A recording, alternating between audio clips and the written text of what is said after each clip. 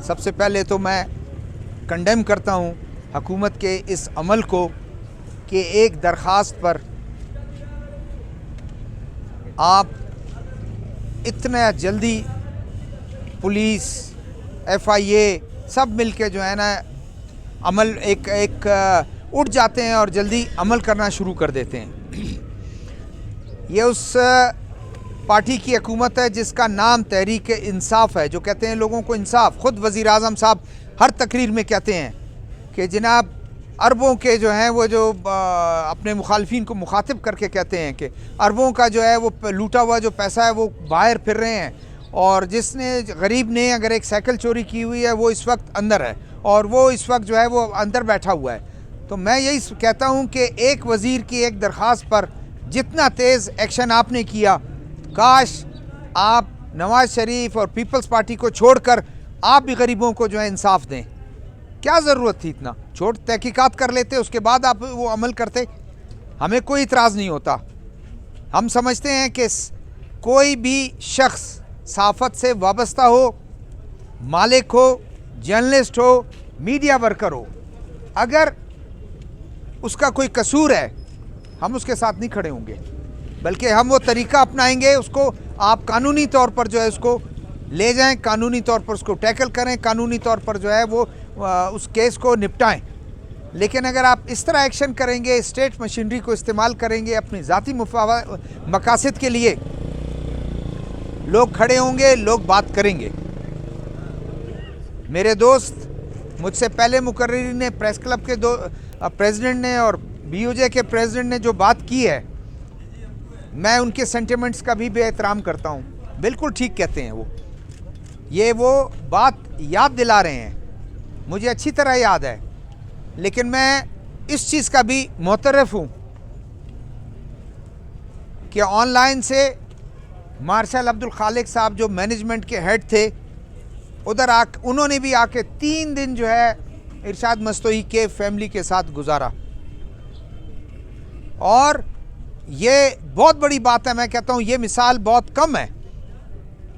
इसी तरह अगर किसी का नाम ना लूँ, किसी मालिक का नाम ना लूँ, उसके साथ ज़्यादती होगी। नाज़िम अखबार के मालिक ने जब उनका अपना न्यूज़ एडिटर जब कत्ल हुआ, वो भी डेड बॉडी के साथ अपने दामाद के साथ वो जाकर उनके घर तक डेड बॉडी पहुंचाई, यहाँ से एम्बुलेंस लेके गए। मैं कहता हूँ इसको हम कहते हैं काबिल तारीफ़ कि मालिक को ये एहसास है कि मेरा कारकुन हुआ। लेकिन बिल्कुल ये बात सही है आप लोगों की, मोहसिन बेग साहब ने बेइज्जती दिखाई, और यहाँ तक कि जब हमने एहतजाज किया तो उन्होंने कहा कि मैं बंद कर दूंगा अपना ब्यूरो, जो मौजूदा जितने लोग हैं मैं उनको फारिग कर दूंगा। ये थ्रेट किया उन्होंने। तो मैं समझता हूँ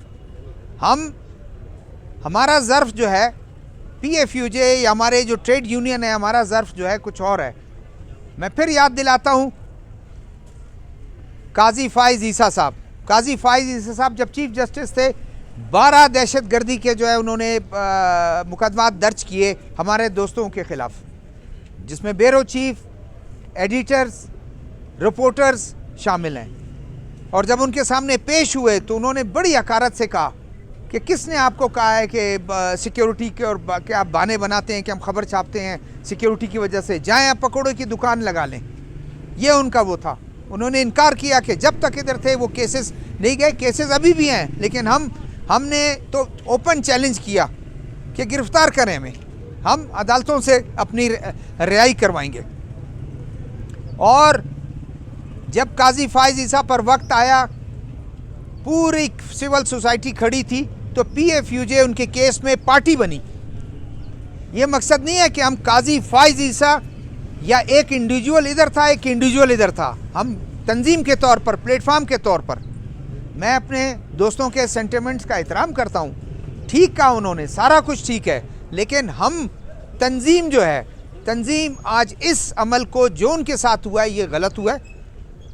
न्यूज़लैंड ये ऑनलाइन न्यूज़ एजेंसी के मालिक के साथ एक तज्ज़ियाकार जो मुख्तलिफ़ TV चैनल्स पर तज्ज़िया भी वो करते हैं, उनके साथ बिल्कुल गलत हुआ है। हालांकि सोशल मीडिया भरा हुआ है, हमें क्रिटिसाइज़ कर रहे हैं लोग, हमारे अपने कारकुन क्रिटिसाइज़ कर रहे हैं कि ये इस हुकूमत को बनाने वालों में शामिल थे। आज जिसको वो हाइब्रिड कह रहे हैं, ये उसमें हमेशा से शामिल रहे हैं। इससे पहले भी बहुत कुछ है, हम उस पर नहीं जाना चाहते हैं। हम सिर्फ और सिर्फ ये बात करना चाहते हैं जिसको सेशन जज साहब ने भी जो है उसको गैर कानूनी करार दिया कि उसके घर पर छापा मारा, जिस तरीके से उसको ट्रीट किया गया बिल्कुल गलत है। और हम समझते हैं ये पहला मौका नहीं है, इससे पहले भी तूर जो उसमें इस्लामाबाद में उसके घर में गए हैं, असद तूर, उनके घर में जाकर जो है नामालूम अफराद ने उनके साथ किया। कोई कहते कैमरे उस वक्त नहीं थे, काम नहीं कर रहे थे। मतीउल्लाह जान के साथ जो कुछ हुआ हमने उस पर एहतजाज किया। हामिद मीर के साथ जो कुछ हुआ हमने उस पर एहतजाज किया। अंबर शमसी, तलत हुसैन, नुसरत जावेद, हामिद मीर और शायद आसमा शिराजी के साथ भी ये होने जा रहा है और उसको भी ऑफ एयर करेंगे। तो ये जो जबरी ऑफ एयर है, हम इसकी मजम्मत करते हैं। हम कहते हैं कि ये खुद इमरान खान साहब कहते हैं कि हमें मीडिया लाने वाला है, मीडिया हमें लाने वाला है।